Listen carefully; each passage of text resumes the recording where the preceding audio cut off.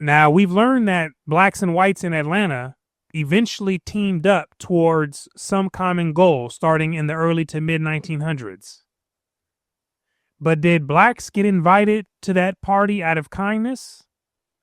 Or was it another way that they ended up on the power team?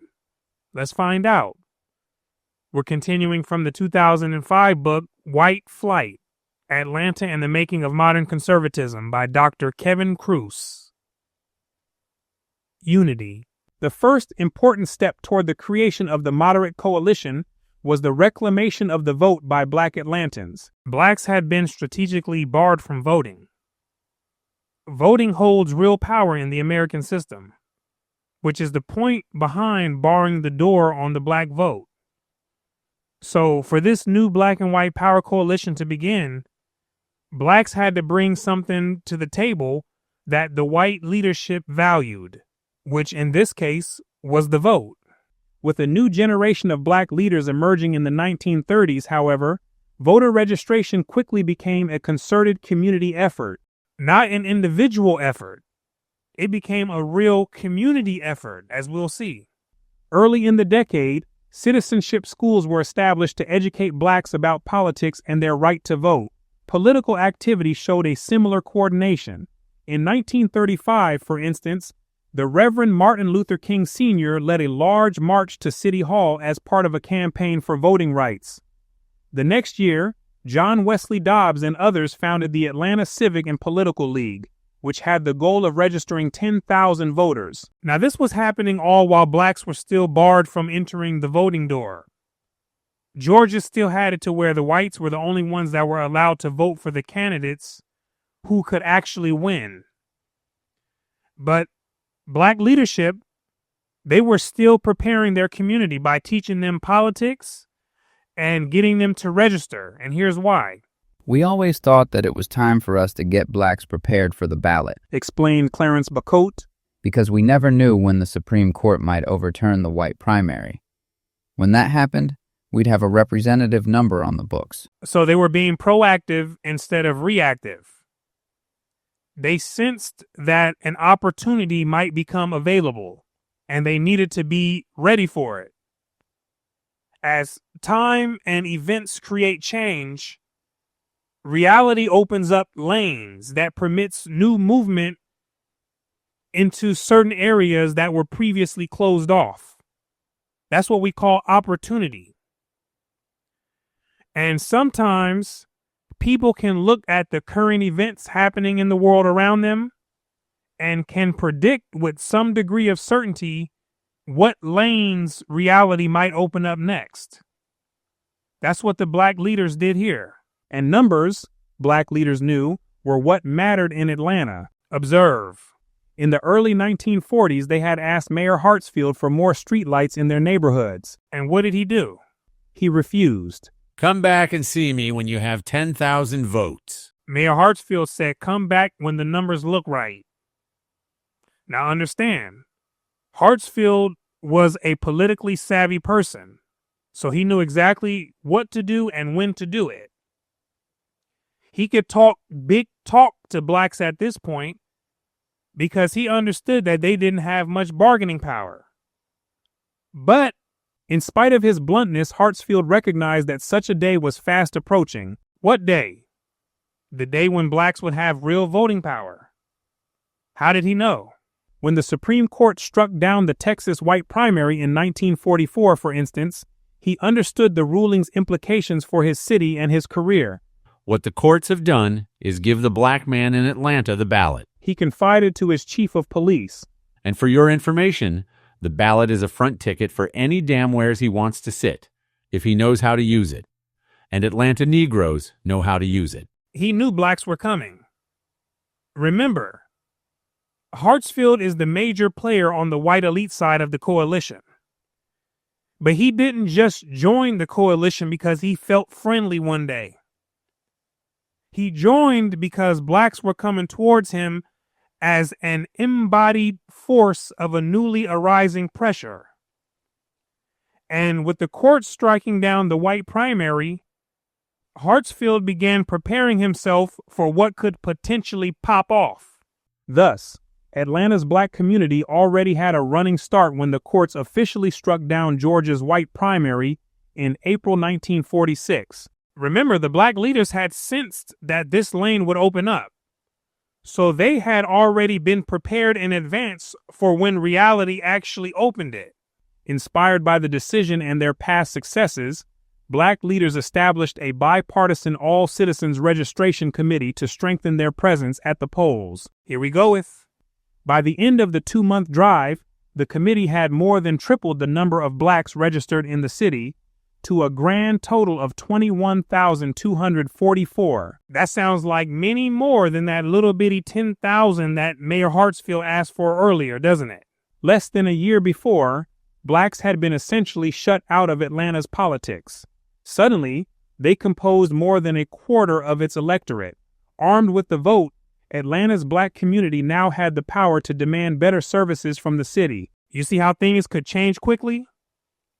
Reality could pop open a door at any moment. And this is an example on why you've got to be prepared to take advantage of it when it does. That's what the black community did here. In its eyes, a particular problem was the use of police in black neighborhoods. In the words of Herbert Jenkins, chief of police from 1947 to 1972, most white officers didn't want to spend a lot of time in black neighborhoods, and on the rare occasions that white patrolmen did appear there, they often caused as much trouble as they solved. And why was that? As Jenkins remembered, at one time, most of the members of the police department were members of the Ku Klux Klan, who relished the chance to put black Atlantans in their place. They didn't come into the black community to protect and serve. The supremacy entity had them going over there to try to get blacks to serve it. And blacks got tired of seeing that. But previously, when they tried to do something about it, this is what happened.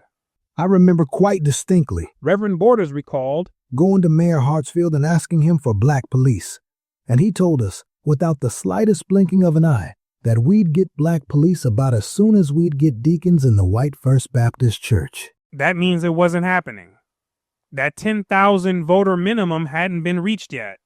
The revolution in registration changed all that, however. That's after they had over 21,000 voters.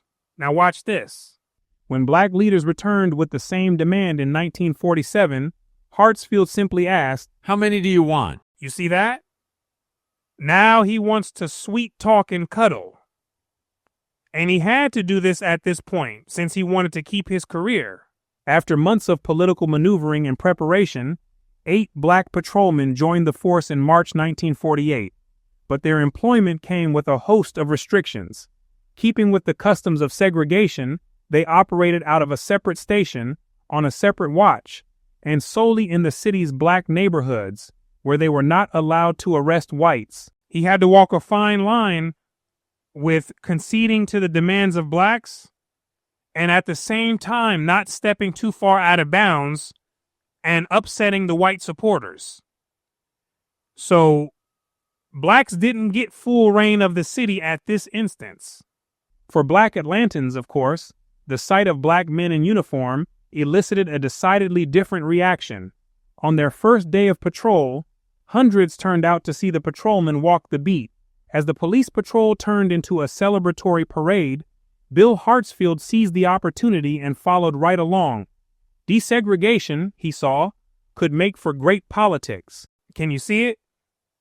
He's seeing an opportunity to secure his career and also to bring more money to his class of white elite supporters. And one way to do this was by desegregation, which was essentially going to throw the middle and lower income earning whites under the front rubber tires of the bus, because most of them did not believe in that. To consolidate the political power of black Atlanta, Republican John Wesley Dobbs and Democrat Austin Walden put their partisan differences aside and formed the Atlanta Negro Voters League in 1949. Members of the group would be free to vote for their party's candidates in national elections, but in local races they promised to support the most desirable Democratic candidate. That good old teamwork. Black voters, roughly a fourth of the electorate, would now vote as one, making the black community a powerful swing vote between competing factions. In the 1949 mayoral race, Bill Hartsfield and his main challenger, Fulton County Commissioner Charlie Brown, both reached for that vote, both now looking to sweet talk and cuddle up with the black community. ANVL leaders eventually sided with Hartsfield, who pointed to his recent improvements and made specific promises for the future. More black police, a black fire station, additional parks and public projects in black neighborhoods, and so forth. In the primary, Hartsfield won with the slimmest possible majority, 50.1% of the vote, over Brown and two other candidates. A change of just 102 ballots would have forced a runoff. The key to Hartsfield's narrow victory, it seemed, was the solid support of black voters. In 3 predominantly black districts, for instance, the mayor trounced his challenger by a margin of 3,704 to 658. After this election, a new political calculus ruled Atlanta. The old allies, business leaders, and Bill Hartsfield realized that they could not maintain control of the city on their own. It wasn't happening. Why? Because the times had changed. Reality opened up too many lanes, which created new pressure points on their old system. Pressure points are concentrated centers of force. And these centers of force influence things that have to rapidly adjust to alleviate the pressure. That's what made the Hartsfield crew quickly come to realize that they needed to pivot and gain the black support. Instead, a new political coalition would be needed, with blacks supplying a key source of strength at the polls. Just a decade before, such an alliance between the city's privileged white elite and Jim Crow'd black community might have seemed unthinkable, but with the political changes of the post-war era, the two groups realized that they had much in common. Together, they would dominate Atlanta's politics for the next 2 decades. It's going down, ladies and gentlemen. But we're going to stop right here, and we're going to pick up with some more on this new duo in the next commentary. I thank you right now for your time and attention. My name is Brooklyn St. Michael, and I'll see you in the free world.